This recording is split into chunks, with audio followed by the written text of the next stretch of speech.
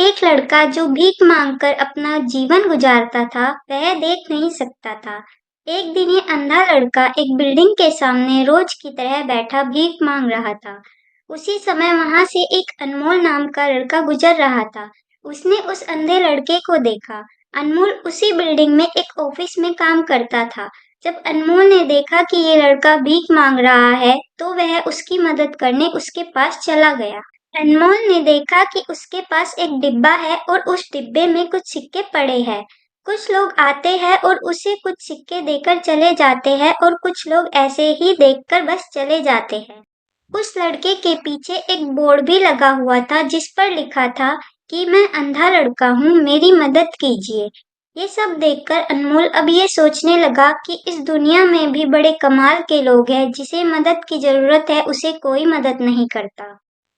उस बोर्ड पर जो लिखा था वह उसे मिटा देता है और उसकी जगह उस पर कुछ नया लिख देता है। अब अनमोल कुछ पैसे उस डिब्बे में रखकर अपने ऑफिस की ओर चला जाता है। फिर अनमोल ऑफिस पहुंचकर हर रोज की तरह अपना काम करता है। शाम को जब वह ऑफिस से अपने घर जाने के लिए निकलता है, तभी उसे वह अंधा लड़का याद आता है। वो ये सोचता है कि एक बार घर जाने से पहले उस लड़के को देख लूं। मेरे दिखने की वजह से उसके जीवन में कोई बदलाव आया है या नहीं।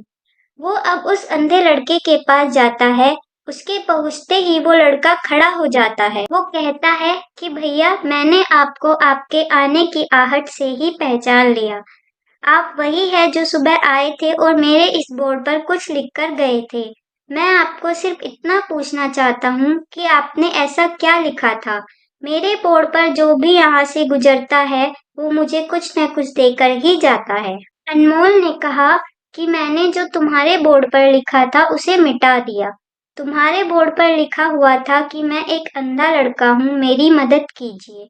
मैंने उसको मिटा दिया और ये लिख दिया कि आज का दिन बहुत खूबसूरत है, लेकिन मैं उसे देख नहीं सकता। हम ये बड़ी आसानी से समझ सकते हैं कि पहले जो लिखा था और बाद में अनमोल ने जो लिखा, उसमें काफी अंतर था। अनमोल ने जो कुछ भी लिखा था वो एक नई सोच थी और ये लाइन पढ़ने वालों में भी पॉजिटिविटी फैला रही थी। इसलिए लोग इस लड़के को कुछ न कुछ जरूर देकर जा रहे थे।